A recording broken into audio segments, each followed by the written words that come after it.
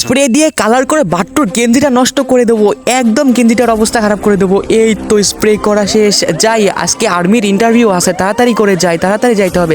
বন্ধুরা চাকরির পরীক্ষা কি শুরু হয়েছে? আরে না বন্ধু, আমি যাচ্ছি, তুই বয়। আচ্ছা বসেন দেখে আপনারে। আরে আপনি তো অনেক মোটা, আপনারে চাকরিতে নেওয়া যাবে না, আপনি এখান থেকে যান, আপনার স্বাস্থ্য ঠিক নাই। আরে মোটা বলে আজকে চাকরি পাইলাম না, বাট্টুও চাকরি পাবে না, বাট্টুর গেঞ্জি আমি নষ্ট করে দিয়েছি। এবার আমার পালা, এবার আমি আজকে চাকরি পেতেই হবে।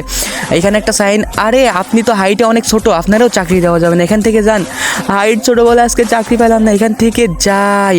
আরে ওর পিঠের সাথে এটা কি? তো বন্ধুরা এবারে এখানে এমন কিছু হবে যা দেখলে তোমরা অবাক হয়ে যাবা। তার আগে গাইস, আপনার কাছে সামান্য কিছু টাকা নাকি মাকে বেশি প্রয়োজন? আমার মতো যার মাকে বেশি প্রয়োজন তারা অবশ্যই এই ভিডিওতে লাইক দিয়ে চ্যানেলটি সাবস্ক্রাইব করে দিবেন আর কমেন্ট বক্সে আই লাভ ইউ মা লিখে দিবেন। আসলে আমি দেখতে চাই আপনি টাকার চেয়ে আপনার মাকে কতটা বেশি ভালোবাসেন।